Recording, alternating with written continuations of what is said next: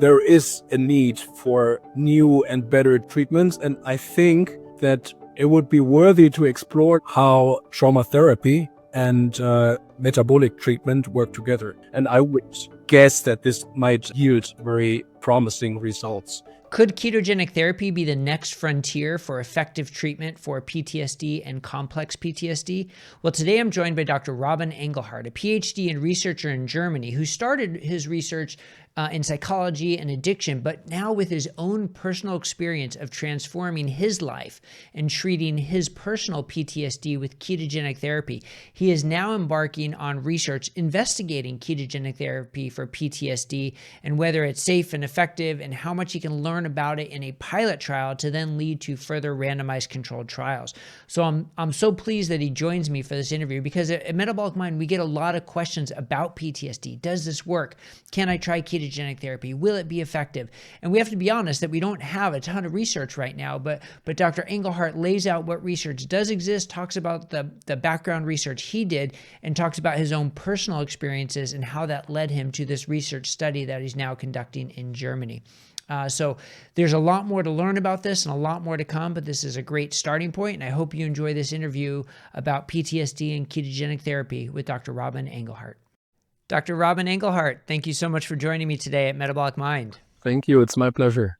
Yeah, it's great to have you on, and I'm excited to hear more about your research study that you are conducting about PTSD and ketogenic therapies.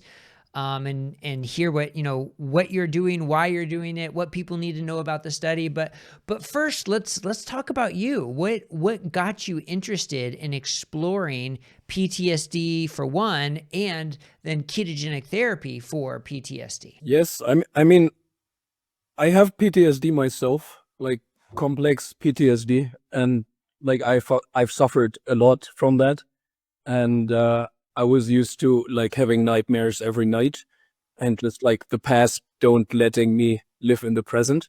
And like in a podcast, like in the Andrew Huberman podcast, I listened to Dr. Christopher Palmer, and he talked about ketogenic diet and like metabolic treatments for mental illness. And I didn't really know what to expect, but I just tried it. And in the beginning, I did a lot of things wrong, which I know better now. But yeah, being on the diet for like a couple weeks, I guess, and I felt normal for the first time in my life. Like, Wow, after only a couple weeks. yes, I mean, like it wasn't sustainable, like at this point, but it was like moments in which I just felt like normal. And then after continuing for several months, like I'm on the diet for more than 2 years now, and especially after like fixing the diet so that my ketones go really high because that's what I seem to need, I noticed that there are no nightmares anymore, and that's so incredible. Like it's so incredible how the difference is. And when I have a nightmare, I can predict, like I measure my ketones every morning, and when I have a nightmare, I can predict, okay, probably my ketones are low, and in almost all cases that's true. So it's really predictable. And like nightmares and like sleep quality is better, and I can focus better, and just my mood is of course better, cognition. And instead of having like negative memories from the past all the time that pop up in my mind, like I recognize that, but I really need the high ketones. But I recognize that sometimes I just have like positive memories from the same time period, and it's just like mind blowing how that changes like my experience. Like it's 100% change, and I tell my friends like it makes the difference, and I say that over and over again. Like this diet makes the difference for me. Wow, so it really changed your life. That's remarkable. Now, understanding with the caveat, this is your personal experience. It may not apply to everyone, but what ketone levels are you talking about? Give us some numbers of where you feel best. Yeah, I feel best when it's higher than 2.0 or better 2.5 and higher. Sometimes I can be a little irritated when it's like 5 or 6.0, like when they get really, really high. But usually like 2.5, 3.0, like that's really the sweet spot for me. and I need to do 4-1, like 3-1 or 4-1 to really like sustain that. I also don't have a lot of like body fat, and I work out, so like there's not much, I guess, that my body can draw from like fat. So I need to constantly eat high fat, like at least 3 times, better 4 times a day, a 4-1 meal, and that's very difficult when I'm traveling. But when I can control my environment, that's when I feel best. Yeah. Yeah, so that's, I mean, remarkable. It was your own personal journey, and you learned so much doing it on your own. You mentioned a couple mistakes. I'm just curious, so everybody can maybe, you know, benefit from your mistakes and what you did. What were some of the, you know, top 2 mistakes that you felt? Yeah, thanks for asking. So first, I should have supplemented electrolytes, and I didn't. And like I should have supplemented a lot of that, at least magnesium, potassium, and like just salt, like sodium. Yeah, so you get like keto flu or cramps or Oh things like yeah, and that. like I had it not for like 1 or 2 weeks. It was probably like 3 weeks or 4 weeks that I felt like weird in the beginning. And also like I started a diet as it's often done by people who do it like for lifestyle, like just reduce carbs. But I ate a lot of protein.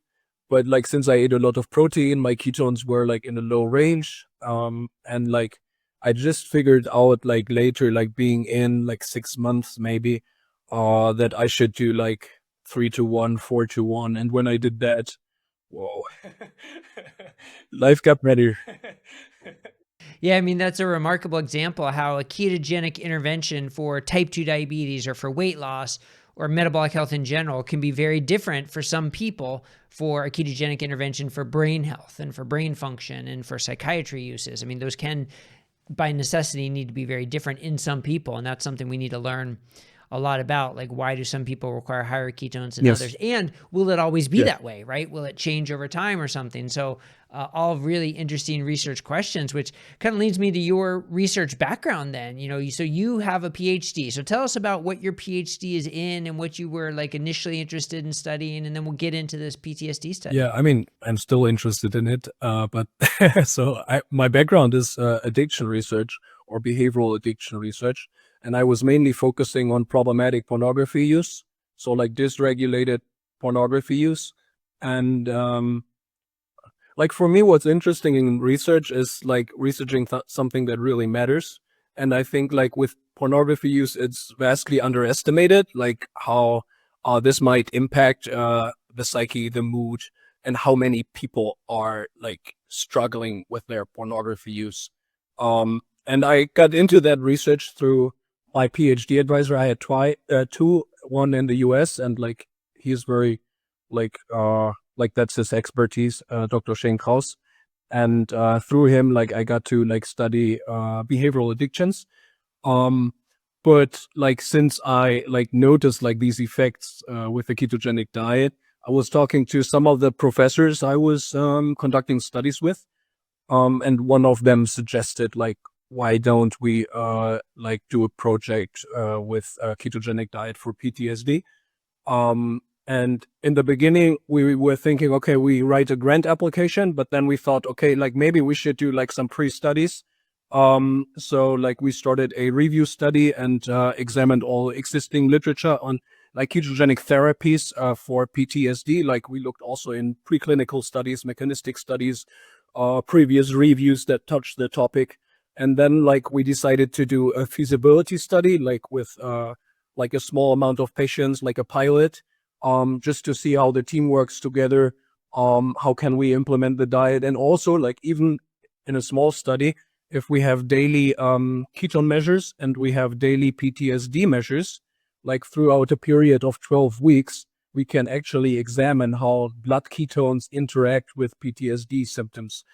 So like it's a small study that we are preparing now, which is supposed to lead to a randomized controlled trial. But I think with the data, we could do a lot already. Yeah, that sounds incredible. Now, so I want to get into the details of the study, but first, I mean, this background research that you had to do and the mechanistic paper and looking for what was out there. I mean, that must have been a bit of a challenge because there isn't a lot out there. There haven't been a lot of clinical studies done, right? You really sort of had to dig around it and look at other lines of evidence. So what is some of the summaries of what you found in terms of, preclinical work, what's been done, and what are some of the proposed mechanisms? Yes, thank you for that question. So first of all, I love doing, but the first to do research in this subject, but I'm not, and we're not.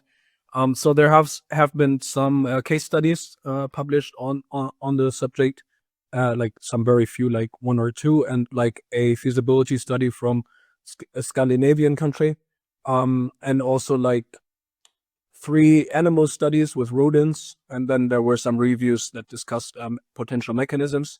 So the findings so far reflect symptom decreases, like in humans, on the diet. But since there's no control conditions, like we cannot say like it's due to the diet, but symptom reduction, like PTSD symptom reduction, has been observed.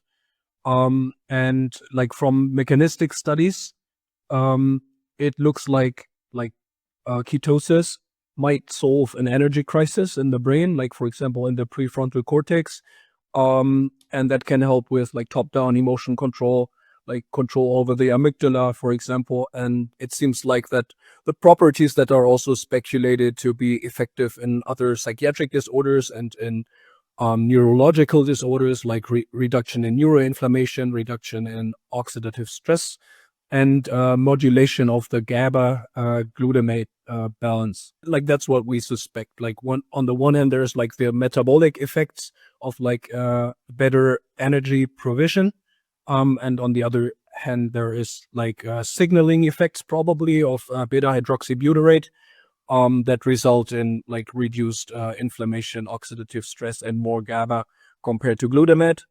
And like similar things have been observed like in rodents with like a PTSD model. So that looks like mechanistically, it looks very promising, and it would make very much sense to see significant symptom changes in human PTSD patients. And I mean, I'm the case study that this research is based on, and it works for me. I really hope that it's going to work for other patients as well. I really hope that makes a difference. Yeah, so that's sort of an interesting position for you to be in because you're not a dispassionate researcher, right? You are coming at this with a big passion because it has changed your life, but yet you have to remain objective as a Absolutely. researcher, and you want this to show benefit. You want it because it worked for you. You want it to work for others. So how do you sort of separate that as the researcher needing to be objective and the Dr. Engelhardt versus the passionate Robin who wants this to work? Like how do you work with that? Yeah, I mean, first of all, we let the data speak. And like in the end, I cannot control the data.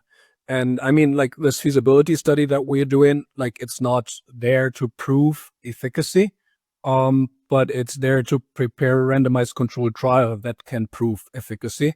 So like I'm out of the equation, like when we have like a solid control group, like that's not my my personal view on the subject doesn't matter then.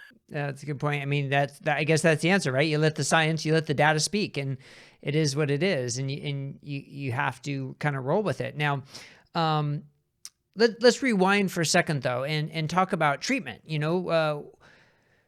PTSD is problematic. There are so many people living with PTSD, and treatment is less than ideal. I guess you could say that about a lot of medical conditions, but it seems like people really complain a lot about the efficacy of the treatment, and research kind of backs it up in terms of efficacy. So what did you use, if you don't mind talking about your personal experience or what you've seen in others, standard treatment and how well it works for people? Yeah, that's a good question. So like as far as I'm concerned, like medical treatment for PTSD seems to be not very effective. Like it just results in improvement for like few patients, and like usually not remission for most of the patients. I think like my background is psychology, and like from my perspective, actually PTSD is the psychiatric disorder that we can treat the best with psychotherapy, and like cognitive behavioral therapy, but also EMDR. Like I'm a big fan of EMDR. I have received training like in EMDR myself and used it with people, and It's very effective, and I have received it as a patient as well. And it helps a lot with like single trauma. Like if it's one situation, usually you do 1 or 2 sessions EMDR, and like it's not disturbing anymore, which is incredible. So I'm a big fan of that. But the reality is that most people don't have access to psychotherapy. Um, Even in Germany, where the infrastructure is quite good, patients have to wait for often a year to find like a specialized psychotherapist in trauma therapy. And we have a lot of refugees in Germany, so there's a language barrier. And I know in other countries, right now I'm in Egypt. I know like there is not the infrastructure to treat, for example, here the refugees from Sudan. So there is a need for like new and better treatments, and I think that it would be worthy to explore, let's put it that way, how trauma therapy and metabolic treatment work together. And I would guess that this might yield like very promising results. And maybe if can add like one thing, I would also expect that a part of the vulnerability to develop PTSD might be metabolic, because like two people can experience the same potentially traumatic situation, and one develops PTSD and the other one doesn't. And it would be interesting to also explore like if there is a metabolic component to that. And I think mechanistically it would make sense.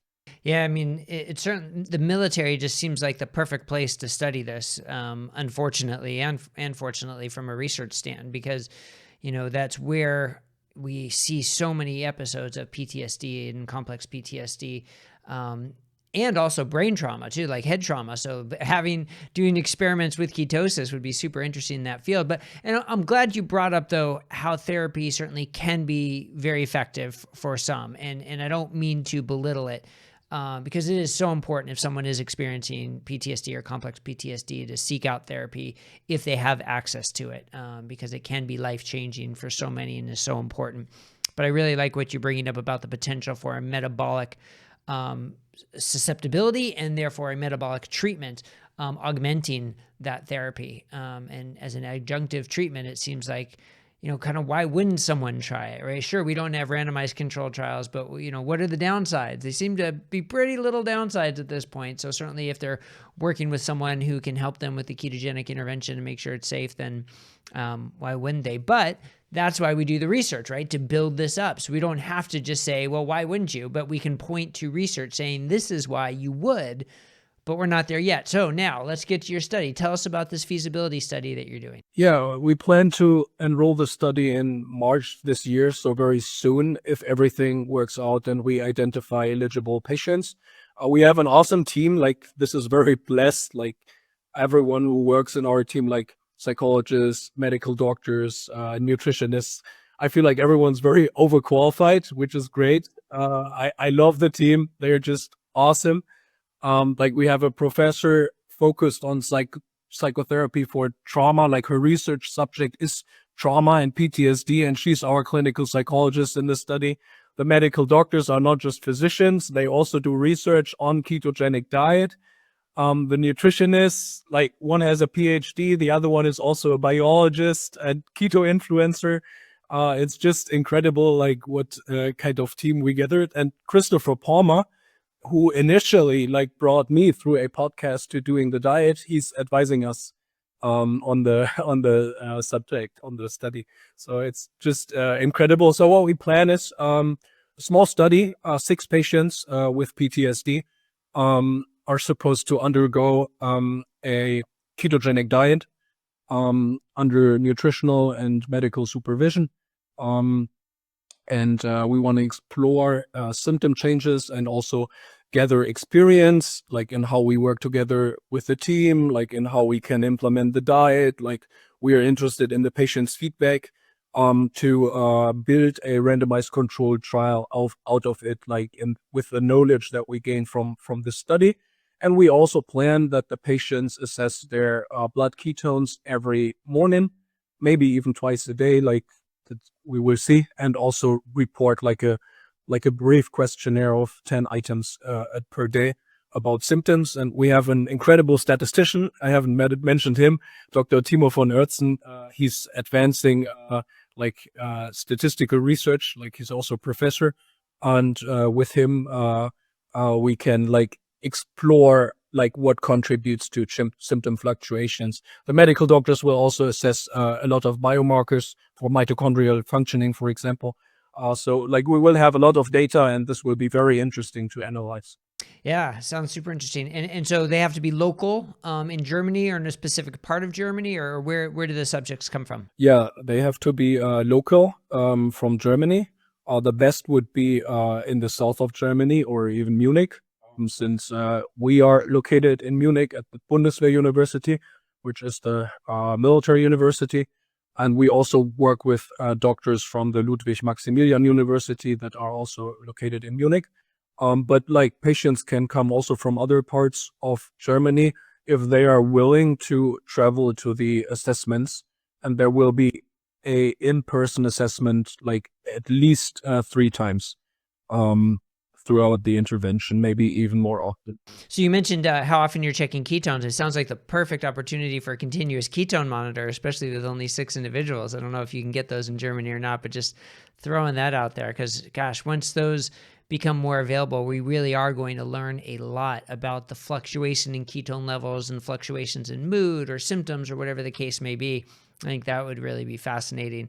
And what about exogenous ketones? Has there been any research or thought or discussion? I realize you can't do everything in one study, so I'm not suggesting you do that, but just curious what you've seen or thought about exogenous ketones for this as well, either as a solo treatment or as in addition to dietary intervention. Yeah, I mean, generally speaking, I think it's worthy to explore. Like in one animal study, I think they injected beta hydroxybutyrate. And I think there's even a pilot trial, but they didn't look at. No, they did look at PTSD symptoms. I cannot recall it right now. But like I think it's been explored, but not really like for efficacy. So we don't really know like if it has the same effects, but we don't know like for sure what the effects of the diet either. So I think it would be interesting also to combine that. And we have considered also continuous glucose ketone monitors. But we decided against it for several reasons in this study. But it would be interesting, like if they yield reliable like values. Yeah. And I could see the value for, if somebody does feel better with ketones of 3 or 2.5, but on a sort of a standard ketogenic diet, they get to 1.5. How do you make up that difference? Well, you go to 4-to-1, or maybe you supplement with exogenous ketones to get you up there. I mean, lots of different options, lots to study for sure, which is why we need to get kicked off with the feasibility study to then lead to randomized controlled trials and hopefully get other people interested. So, I'm curious if you heard from colleagues or if you've seen any buzz about other people being interested in studying this as well. Yeah, I know 2 other researchers. Like one, we were just in email contact, and she told me she treated a patient with PTSD and with ketogenic diet, and it was full remission. And I know Dr. Alison Ho.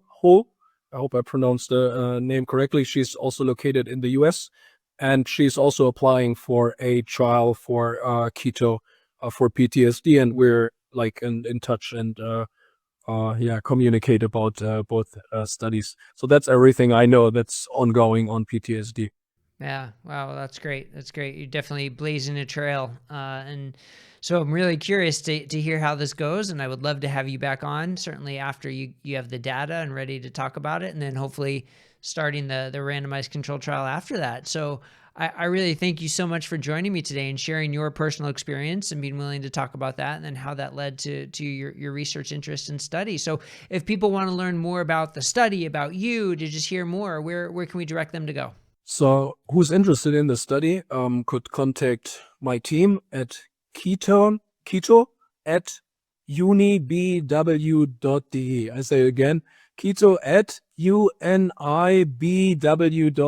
and in German this would be keto at unibw.de.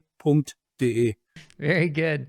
Very good. And are you on social media, or do you post anything about your experience and your knowledge, or are you kind of off that? Yeah, I try to be off there to focus on work, but researchers can find me on ResearchGate. Very good. Very good. All right. Well, I really appreciate you taking the time, and I wish you the best. Thank you so much. Thank you for watching. If you want to see more, check out these recommended videos. Also, if you haven't already, don't forget to subscribe to our channel to stay up to date with our content and help us expand the movement. And if you want to sign up for our newsletter, access our resources, read the latest research, or check out the Think Smart framework, click here to visit our website. See you on the next video.